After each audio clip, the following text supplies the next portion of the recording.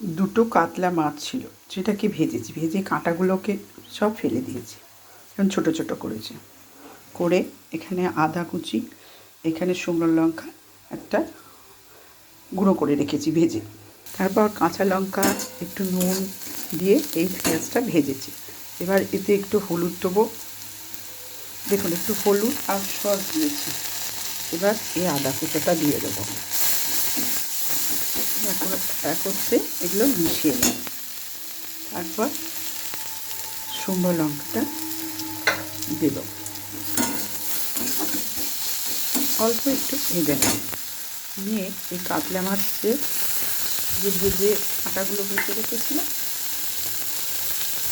ছোটো ছোটো করে, সেগুলো এর সঙ্গে মিশিয়ে ভালো করে ভেজে নেব। আবার আগে একটু সর্ষের তেল দেবো।